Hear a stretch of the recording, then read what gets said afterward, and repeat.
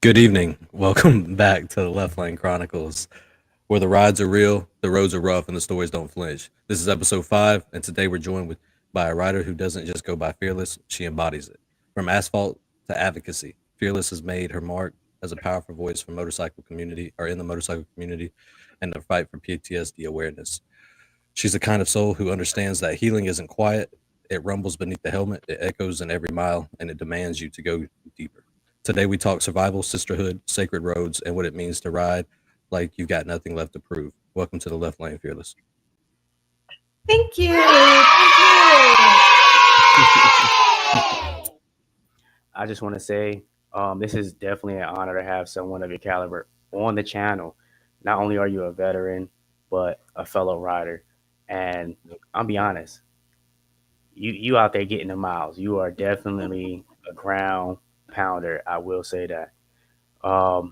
So I guess to really dive deep and see where and get to where everything truly started. Take us back to the beginning. Where did your love for motorcycles come from, and how did the name Fearless come into your life? you. I'm gonna make it short and sweet about the starting a bike. I was when I first joined the military, um, young 20 something year old having a good time partying with everybody. We used to meet at this one particular house. You know how you form your family, and everybody would go to this house and eat, do whatever. And there were guys that came with motorcycles, and I always just would watch. And so I finally got up the nerve to ask somebody to give me a ride. And so he took me on. It was a Ninja. It was a Ninja, and he took me for a ride a couple of days um, over time. And then one time we went. I'm getting ready to shock you guys. So one time we went riding, and the guy.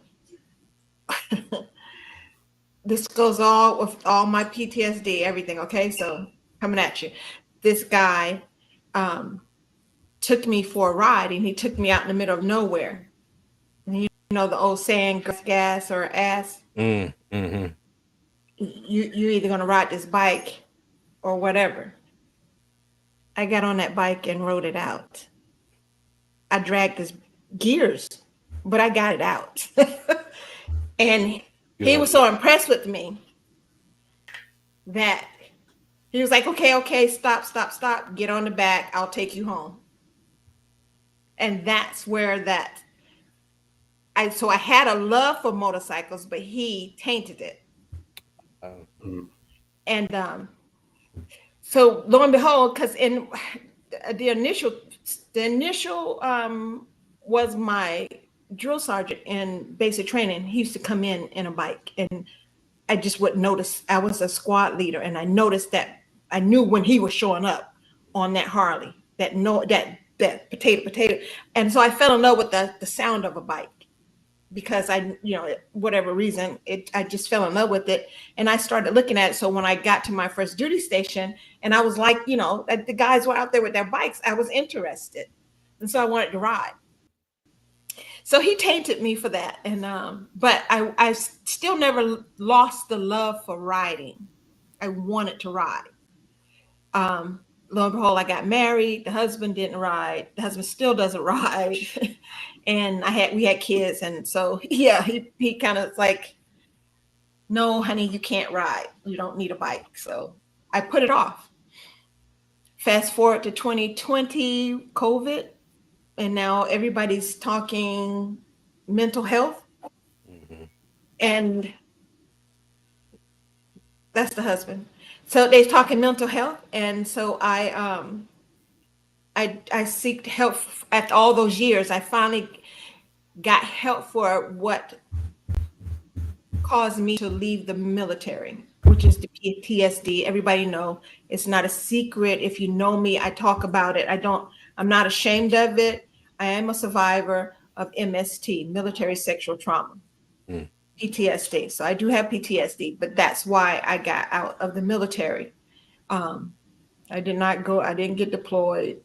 I I didn't make it that far. But which is why I kind of sort of started really pushing the PTSD on my side because people assume PTSD looks a certain way. Right. For sure. But if I didn't tell you, you probably wouldn't figure it out. But I have my things. I have my anxieties. I have um, my worry about. I'm always looking around. I'm very cautious of what's going on, that kind of stuff. But of course, once I started therapy, one of the things I wanted to do was take back control. Like I took control of that motorcycle. And so I went and signed up at Harley Davidson and got my license through Harley Davidson. Started riding. Best advice I got was, sis, my now adopted brother Dino, and sis, do not buy a brand new bike. Get you a used bike because you don't know what kind of rider you're going to be, number one, and you're going to drop it. Nobody wants to drop their new bike. There's only two types of people: people that haven't dropped their bikes, and people that had dropped their, or people that have dropped their bikes, and people that haven't dropped their bikes yet. Yeah. Right. So Yeah. and I dropped it millions of times. I had a Honda 750 at first, a Shadow, and he was right. I didn't know what kind of rider I was. I thought I was going to ride to work, ride around town, just be seen on a motorcycle. What I call now show bikers. So I guess speaking, because you said that the PTSD due to what happened and how you found your love of riding, found that love of riding. How do you say that because of that, you became more of a advocate, and how does it? Well, you said you became an advocate. How does that shape the way that you ride and the way that you live your life on the road? So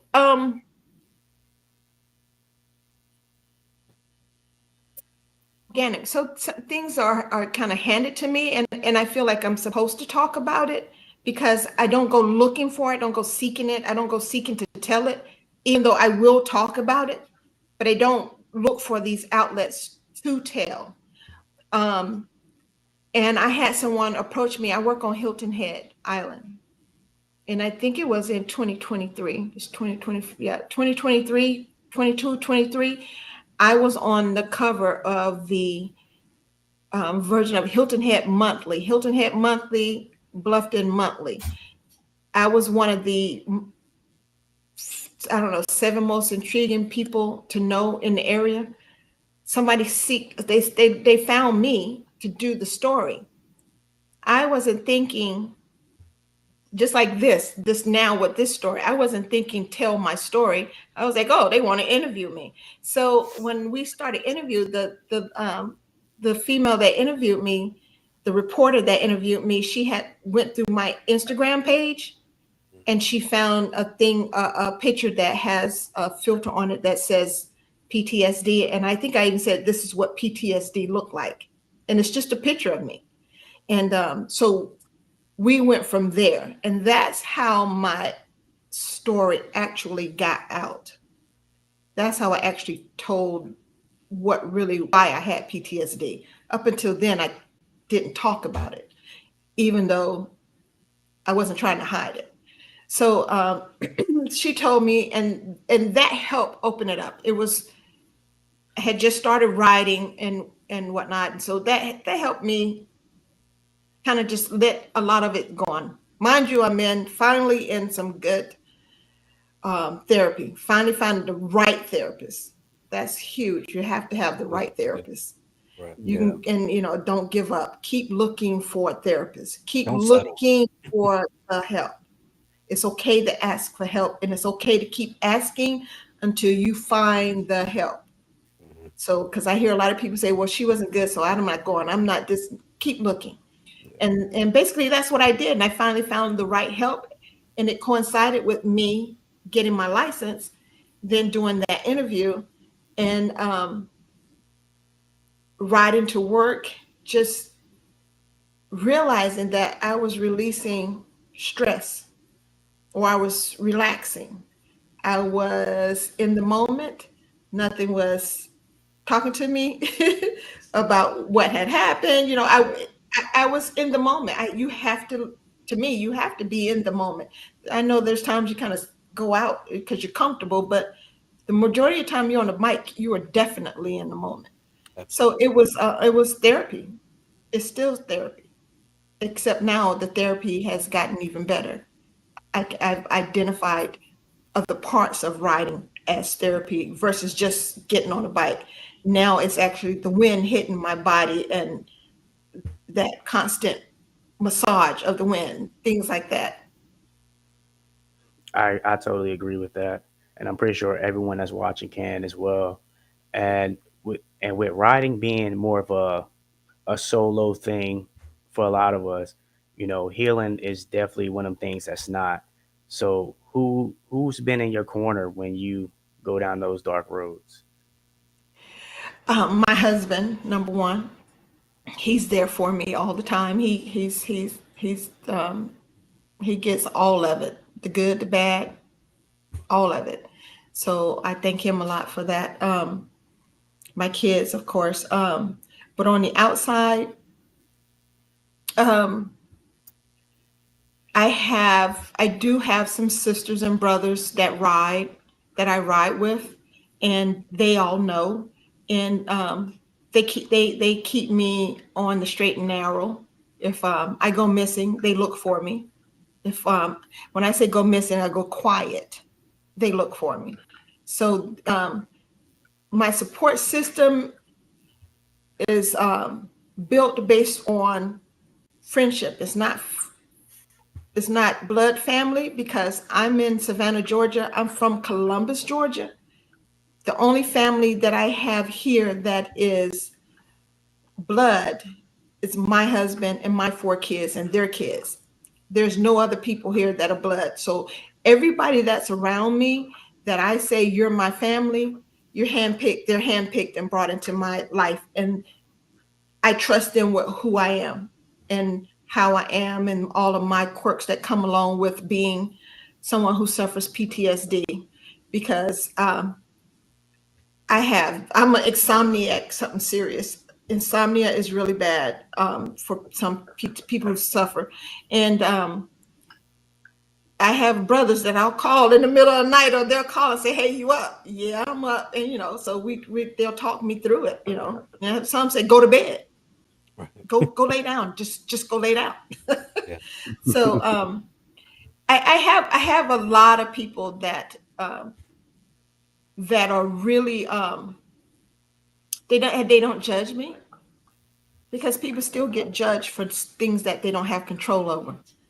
Absolutely. So they don't judge me, and that's a huge thing because even sometimes I am embarrassed to tell them that I've been up all night because I can't sleep or that I'm starting to remember things that I don't want to remember because I go through that a lot. And I can relate to that as far as making sure that, being around people that don't judge you for the things you go through. And I can say that only because my brother here, cut off, he's always been in my corner. If I'm ever going through a dark time, I know I can pick up the phone and call him no matter what. Even when I go on long rides, he's the same way. That man will call me like 5, 10 times. Hey, you good, brother? You good, brother? Make sure you're straight. Yeah, Make sure you're straight. yeah, And the fact that he does that, it's never an annoying type thing because I know that he just wants to make sure I'm good. Because right, being out on the road, anything can happen. right, And just knowing that you have those people that's willing to reach out, to make sure you're straight, it definitely makes you feel good, and it shows that you do have a solid support system. right. And like I said, like he is my family. I don't even just say he's my friend. He's definitely my family. You know what I'm saying? He's my brother for life. And to have good people in your corner is it's the best feeling in the world. So I It's the can. best feeling.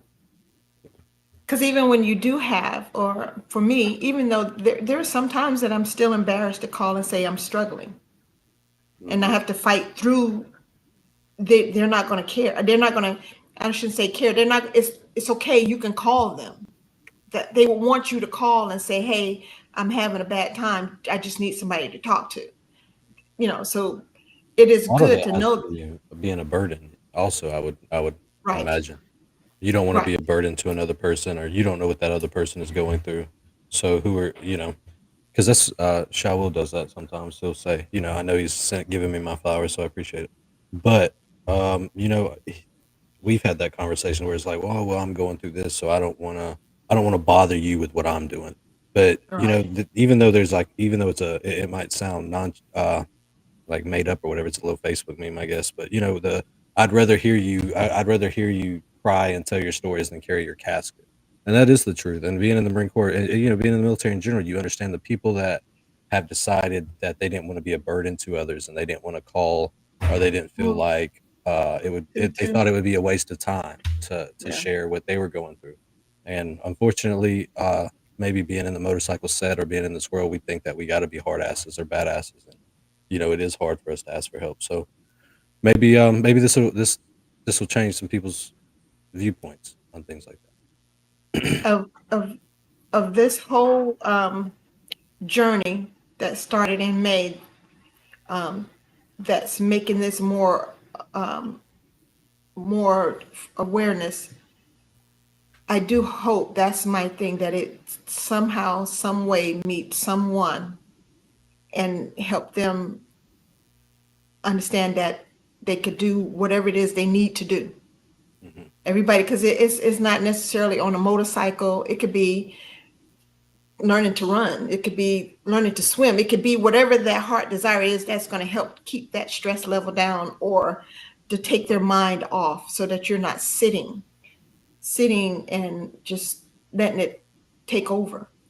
So I hope that I am giving somebody an outlet, a way out of whatever they're caught into. I believe this definitely will.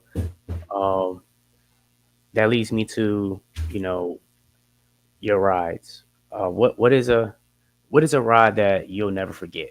Not because it was easy, but something that that taught you a lesson, about life, that brought out something beautiful, whether it was a scenic route or something. But what is that ride for you? So September, I turned 60 on 22nd of September. I turned 60, and I left that was a Sunday. Monday morning, early Monday morning, I left and went to Indianapolis to meet my cousin Rick, who is also my handler. I'll explain that. But I met him in Indianapolis, and we made the trek up to Angle Inlet, Minnesota. Coming back, we went to, because it was late at night, we knew we needed to be on an interstate to make sure we had open gas stations, because we went all back roads up. Beautiful country. Minnesota and those lakes are absolutely beautiful. Um, I don't know if I want to live up there because it snows, and I don't know if I want to do that ever again, but it's a beautiful country. So we went up there, and we were coming back. 1, 2 o'clock in the morning, coming down I-29, I think it was. But we're coming down, and there's absolutely nobody out there. But also, it is close to the big sky thing, and it's absolutely no clouds. The sky was clear as a bell, and it was dark, dark. And I just so happened to glance up, and I saw the stars. It was phenomenal. It's like when you go in those planetariums and they have all the stars. It was just like that. And it was just me and him riding down this highway. That was extremely memorable. I think about that a lot. It was awe inspiring. It was a beautiful, beautiful, beautiful sight. And it was pitch dark. But my latest two things that I've done, I went out to the West Coast, but I wanted to go down Forrest Gump Road. So I got there. That's What in is that? Mexican Hat, Utah. And I did the Forrest Gump thing. and that was wonderful. But it's the whole road. It's the whole Route 163 that was Oh wow. just everything. It was, I don't even know how to describe it. I don't know how to make you feel what I was feeling, or how it was just so, I don't know how to tell you. I honestly don't have words for it. It was magnificent. Like, I would ride all the way back out there just to go back down that road to make sure that's what I was feeling again. Like, I want to know that that's really what I was feeling. Yeah. It was a beautiful ride. It was beautiful. With the stone mountains, and it looked like somebody went out there and deliberately placed them in the way they were placed, because they weren't perfect, but they were perfect. They were perfectly imperfect, and they were just phenomenal. The other thing I did that would stay with me forever, and is I went up Pikes Peak in Colorado. Wow. I have a problem going across bridges in a car. I have a problem going up in the mountains in a car. But I went, I can get on a motorcycle and go across the bridge. As a matter of fact, I look for bridges to go across on the motorcycle now. I don't know if it's the low center of gravity or whatever, but I absolutely love riding my motorcycle over a bridge. And I don't have a problem going up into the mountains on my motorcycle, not in a car. So somebody said, "Oh, you should go up Pikes Peak." And I'm like, "Okay, I'll go up Pikes Peak." I don't know why. I have no idea why I agreed to that, because it's only 18 miles up. I say only. It's only 18 miles up, but you go, when you finally reach the summit, it's 14,115 feet in the air. Wow. So, I've been to the Tail of the Dragon 5 times. 5 times. I think I've ridden it 5 times. In general, when I say I go with other people that have never been, they're like, "Hey, can you go with me?" So I'll take them up. I'll go up there with them to the Tail of the Dragon, and then of course I'm not going to just let them go by themselves. I'll ride it with them and come back. So I've ridden it 5 times. And then there's Cherahela Skyway. Mm-hmm. So when I first started going up the to the summit, it was like, "Oh, I've been on the Tail of the Dragon. This is practice. Tail of the Dragon. This is what all that was for. This practice to go up there." Got up. That was maybe about 6-7 miles in. I was like, "Oh, this is Cherahela Parkway, Skyway. This is great.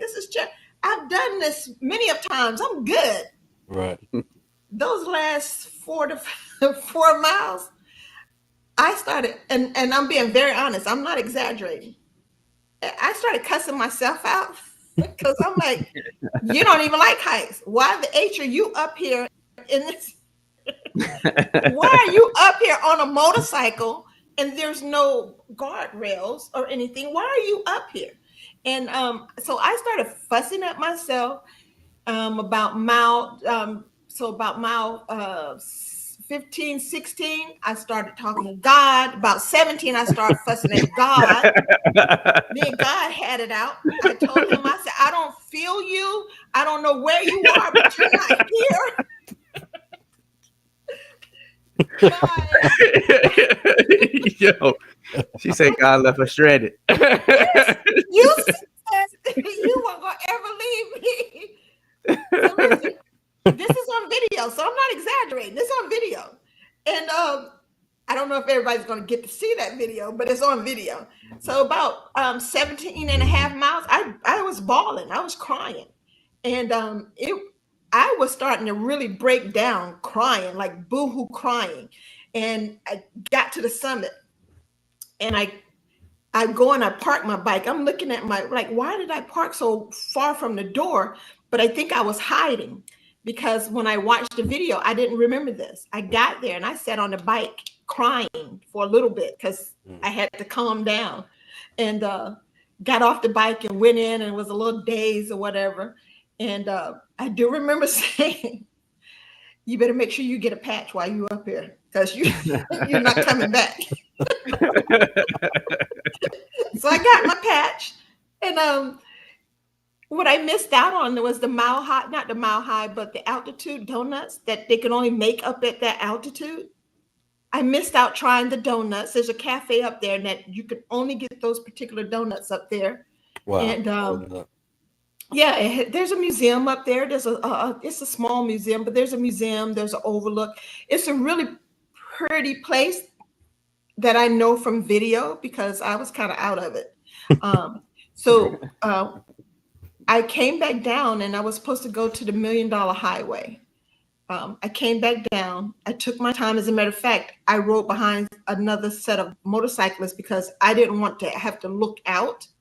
I wanted to follow somebody's tires. I wanted to look down at the ground and come down because I did not want to look out and see, all that. So I really haven't seen I didn't see it in person. I know that sounds crazy. I've seen it on my video. That's it. I don't know what it looks like. So go ahead. So I guess that leads us to rituals. Let's talk about rituals. Before you go on any type of ride, I'm pretty sure that right there made you change the way you prepare for your rides now. Yes. So what gear, or how do you choose your routes now before you go on a ride?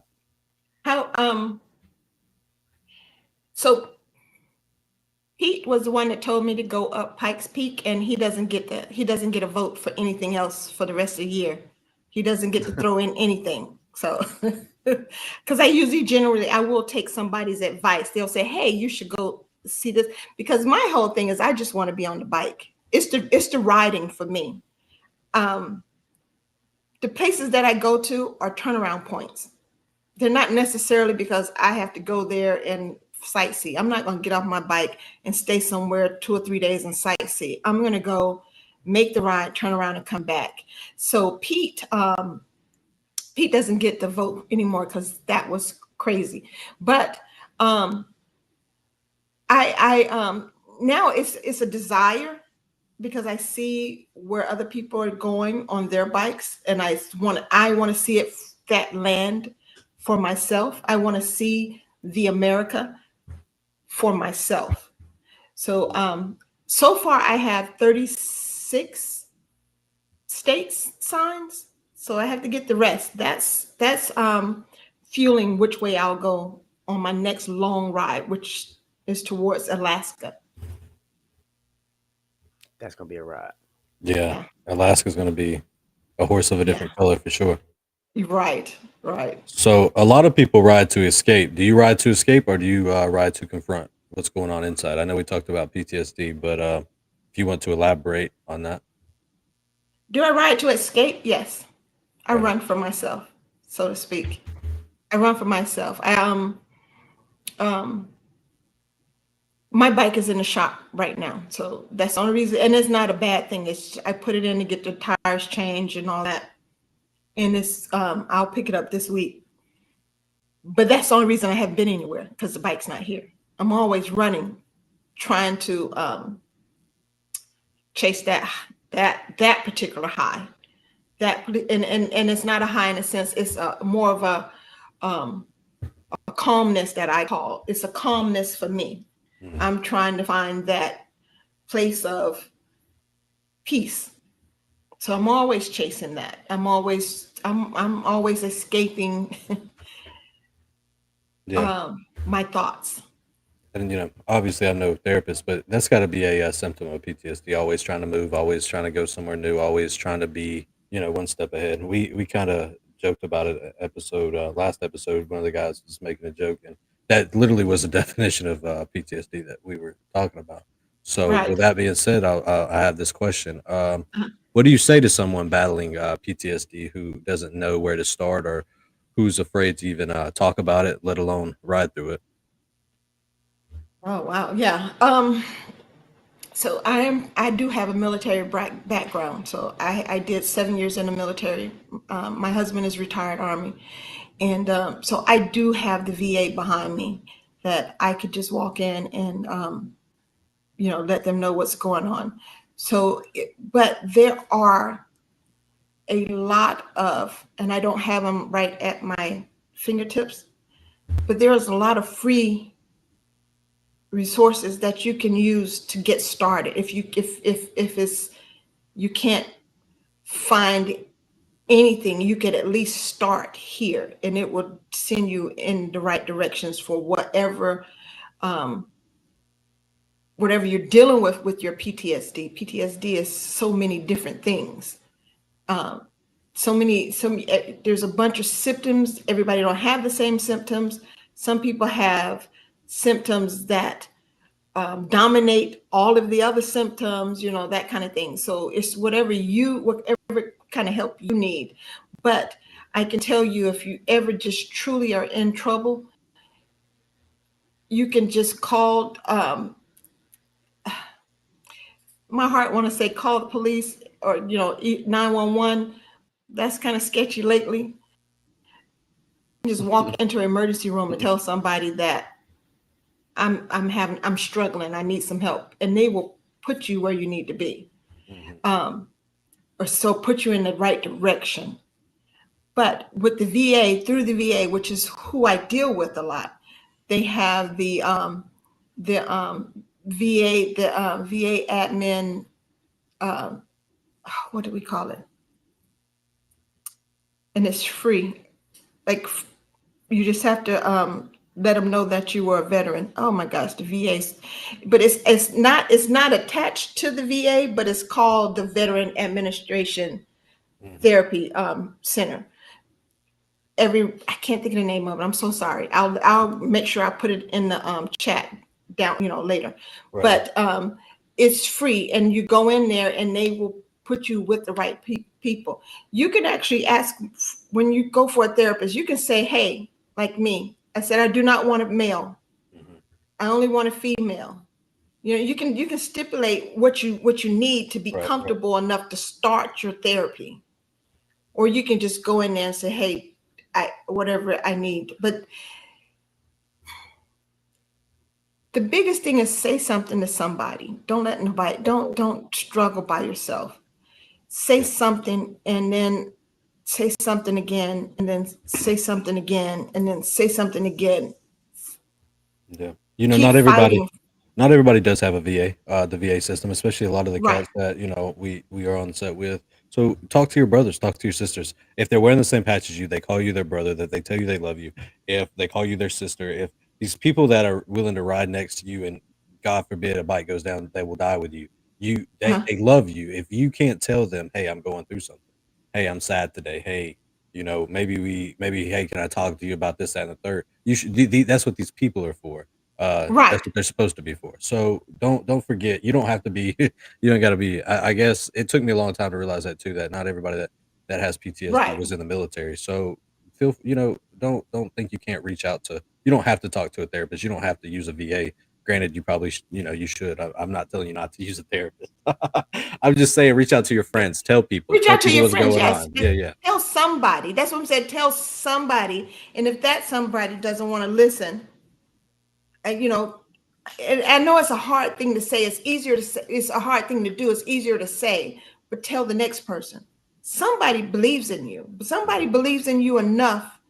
And it's usually that first person that's come to your mind that really is the one you need to talk to. But sometimes we don't want to taint the relationship. Like one of my secrets was I didn't want people to know that I wasn't as put together as I looked. Right. Or that I was as strong as I looked. Like I had this weakness behind me. Mm-hmm. I've owned like 2 businesses that were very prominent businesses. And I'll never forget talking to, I was in the wedding industry, and I had this one guy who just absolutely adored me. And I was so afraid for him to find out my PTS mess going on, because then I became less of a person in his eye. Right. It wasn't like that. He thinks I'm still the best thing that ever happened, and I love him for it. Kevin. I love him for it. But it's just it PTSD will, and some people will it'll try to make you feel shame. And you have to kind of break through that. I'm glad now, since COVID, it is easier. It is easier for you to talk about it and not be shamed for it. It's more acceptable now to talk about mental health. I think so. At least I would like to. I like to think so. Yeah. So, Yeah. yeah, Yeah, because 98% of people in this world got problems. So absolutely. they're just not like yours, but they have problems. Yeah. And that's one thing, you shouldn't be afraid to tell your friends or your brothers or your sisters. We should all, yeah, you're right. I agree with you. But I have another question. So, have you ever felt unsafe or underestimated as a woman in this space? And if so, how do you push through it? The brothers that I'm around, they have all made me feel secure. I've never felt threatened by any of them, and they are kind of protective. So I've never been anywhere, gone anywhere that they let me or put me in a situation where I didn't feel comfortable. Now, personally, have I walked past somebody and felt that something that I knew I needed to go the other way? My spidey senses, yes, I have done that. And so I do have my internal thing that kicks in, and as long I identify it, and I'll move along. As long as it doesn't follow me, I'm okay. I'm not going to start any problems. On the road, I do have help on my on my hip that I would use if I have to. But you know what? I'm gonna be very honest with you. My very first ride that I did, I went to West Virginia to a camp out, motor camping. I did not sleep in. I since the Army, I don't do camping like on the ground. I stayed in a cabin. So, but it was a motor camp when we all met up there. And I was worried that me being, number one, a single female, a Black female alone, was going to be an issue. I was going up into West Virginia. I lost a little bit of that fear because on the ride, whenever I stopped, people would come up to me and just talk about, oh my gosh, you're so brave. You're so, I got all these loving pushes, like you're doing great, patting me on my back. Oh my gosh, I wish I was on a bike ride, and you're doing wonderful. I had people come up and pay for gas. The significance for me, being who I am, the significance for me was that they were all white. I had one Black guy say something to me, and he just, hey, and kept going. But everybody that stopped and talked to me was white. And that was huge at the time, because that was right after the Charlottesville issue up in West Virginia. So that was huge to me. It made me realize that everybody's not evil. Everybody's bad. The majority of people in this world are good, and good's going to always, to me, outweigh evil. Same thing when I went to the West Coast. People kept saying, don't go. You're going by yourself. You're female. You don't need to go by yourself. And I actually, when I got ready to leave that morning, I had to stop because my anxiety was trying to kick in because of what everybody else was saying. Right. I knew I felt okay about it, but everybody else, and I had to realize and shake off what everybody else was saying to go.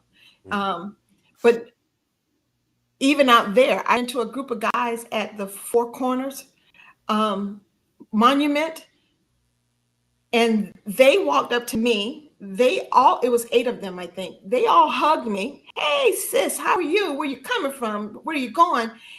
And the guy took the picture, turned out to be their safety guy, as they dubbed him. He checked my bike out to make sure my bike was okay so far. So everybody that I've run into have not given me a reason to feel unsafe, but I know that I can't let that put me into a false sense of security. Right. Still stay Mhm. vigilant. I still say diligent, and I really truly don't really talk to people. That group of guys, they were just, I knew they were okay for whatever reason. The way they came, I knew they were okay. And then it was like in a very, very public place with a whole bunch of people. So, but I don't play around at the gas station. I do, I get on the bike, get my gas, do what I have to do. I say hi, but I'm not carrying on a conversation Yeah. with anybody. That's I the don't want to first give time them I've heard that. that about going to the West Coast as a lady. I've never. I guess I know a lot of lady riders from the West Coast, so Yeah. that's why it's the first time I've heard that somebody say don't. But I guess if you were by yourself, obviously stay vigilant too. So I understand. Right, right. Well, I have another one. So fitness, mindset, and motion all seem to collide in your story. So how has your physical strength supported your mental resilience? Physically, um, I am a lot stronger with this bike. My bike weighs 900 pounds. So, but we all know that once the bike is moving, Right. it's Momentum. that weight doesn't really truly come into play. It does, but it doesn't. Um, I have learned to that what I eat while I'm riding, what I drink while I'm riding, and just in general, how I sleep and all that really makes a big deal in how much I'm going to enjoy that ride as far as physically. Um, the release from the stress and just the being free makes everything else small.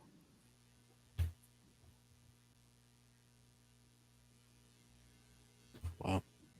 Did I miss the question? Did I miss the other half? No, What was no, the other no, half? no, ma'am, not at all. I'm just listening to you. It's very inspiring. You don't see, and maybe it's just the world that I was in, but it's just very inspiring to see a lady that loves this much and is, no pun intended, fearless about how she explains it and rides, and it's just it's cool. It's very cool. It's dope. I think one of my other things, because I catch myself thinking about it. I don't overthink my rides. Like I want to go. I'm going to do the triple nickel in Ohio sometime this in July. I got a couple of rides in July. My next big ride will be in September for my birthday again. I don't even know where that's going to be, but wherever it is, I'll just get on the bike and ride. I don't overthink the ride. I get on it and I go. Whatever happens, I'll deal with it when it happens. Like going out to coming down Pikes Peak, it started snowing. I mean, it was in a section of the mountain, but if it was about maybe 2 miles, there was snow coming at me. And I got down, and then I was going to leaving there to go to the $1 million highway, which I've been trying to do for the last since 2021, 2022. I got COVID. I was going out there in 2022 and got COVID and couldn't go because I got really sick.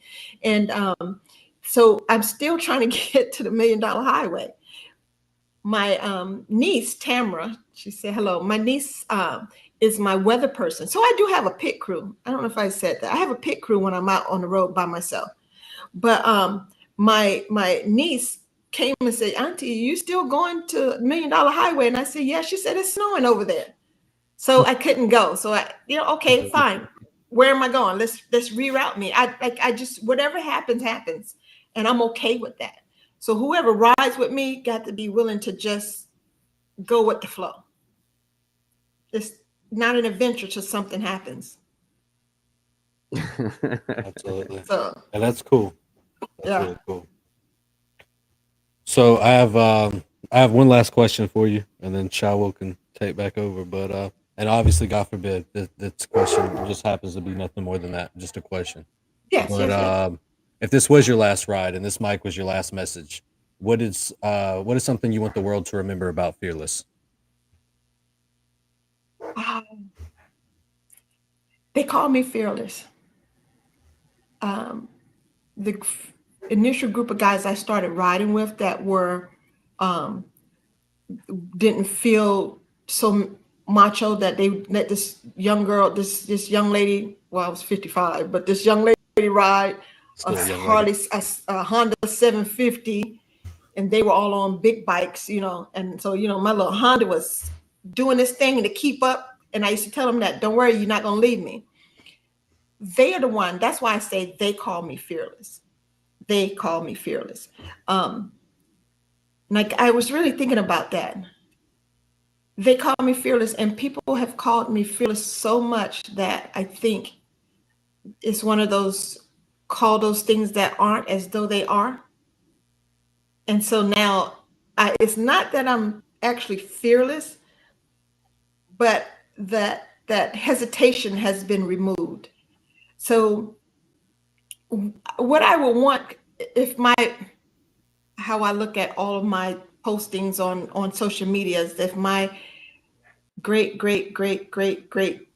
somebody is looking for an ancestor and they find me, I want them to say, that was my great grandmother, and she was phenomenal, or she wasn't, she did it afraid, or that she carved her own way and she made her own name a legend. I want my family to be proud of me down the road when they see whatever I've done. So it is that's a huge ask to be, to make sure I carve out the right things and leave the right impression on the world. I know that I'm not going to be in headlines when my day come, like the big people that everybody know just by name. But I hope that my family and my friends will realize the impact of me leaving.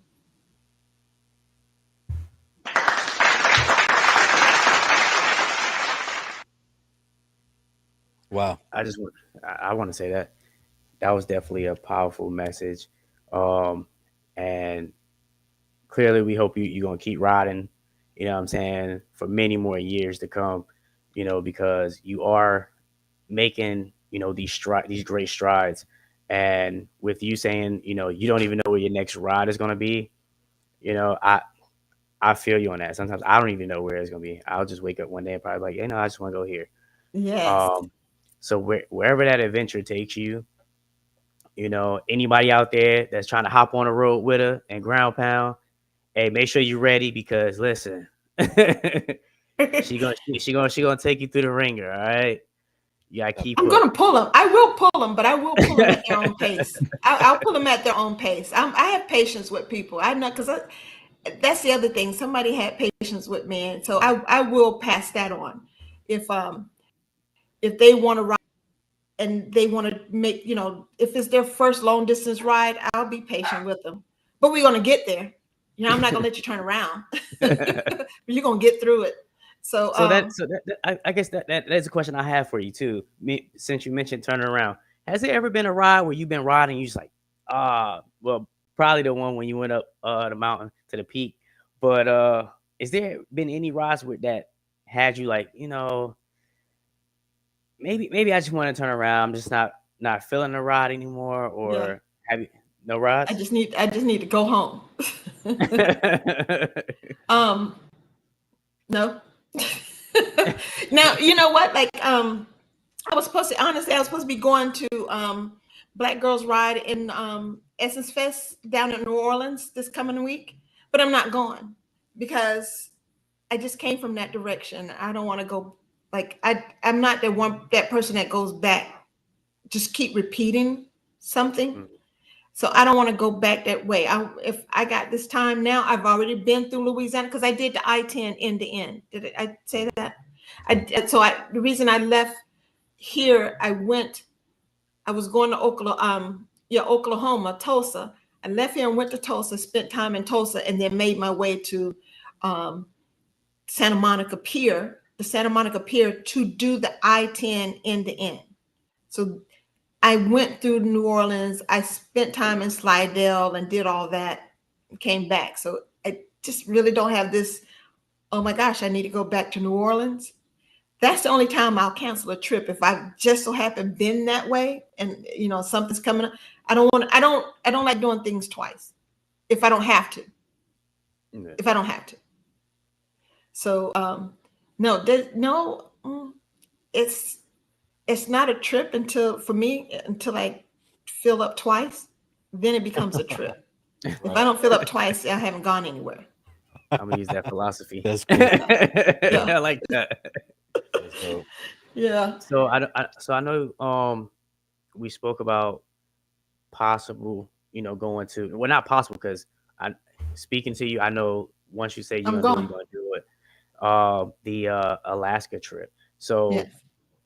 when is the time frame for that? You have a time frame in the works for that, or August of 2026. I want to I'm sorry, there's somebody's fireworks. Somebody threw up some fireworks and dogs freaking out.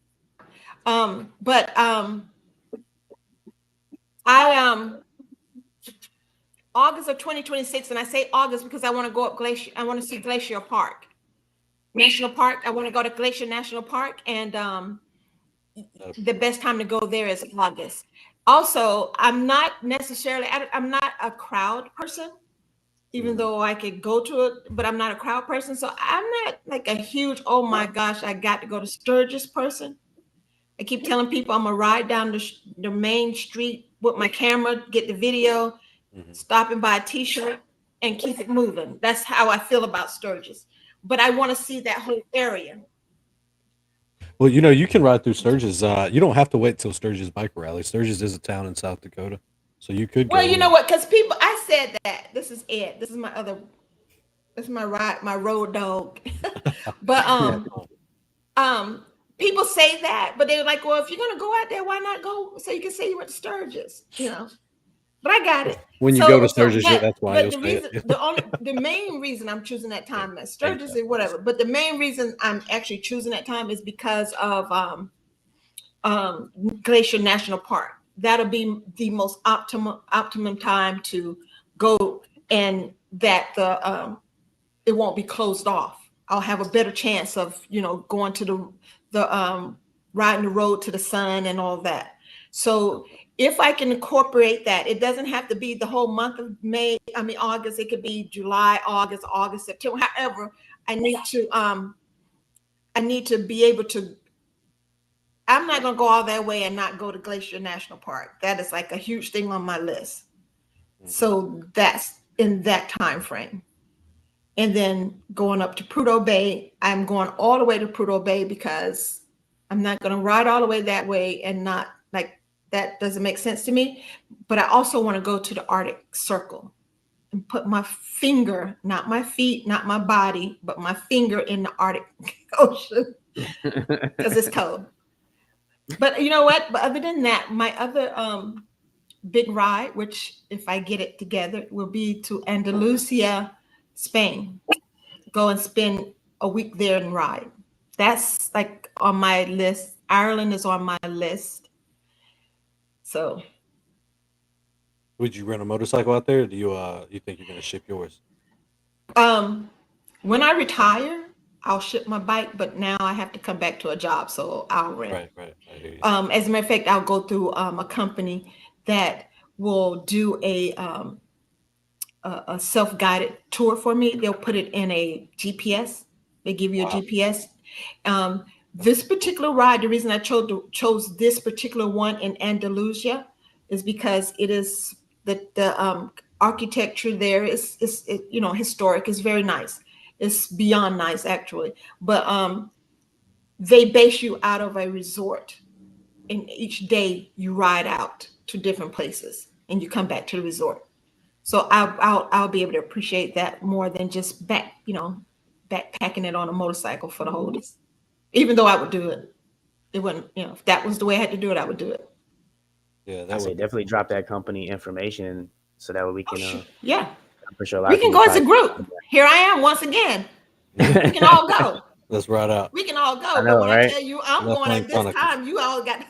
I'm not going to change my plans because unless it makes sense. But we can all go together. I would love for us all to go. Hey, y'all hear that, chat? All Yeah. right. Sure, y'all clear up your calendars, all right? You got 19 people watching, so you're gonna have a house full. Hey, ride at 19. dawn. See if we can get one or two out of that, huh? Right now 19 would go, and then the day of, for sure. That's how it goes. That's how I end up riding along, because I didn't start out being a solo rider. I never even thought about being a solo rider. I would make these rides and these plans, and people, I think they generally want to go, but not as much as I want to go. Yeah. I think Yeah. a lot of people's anxiety gets on the day of, or they start doing all that what ifs.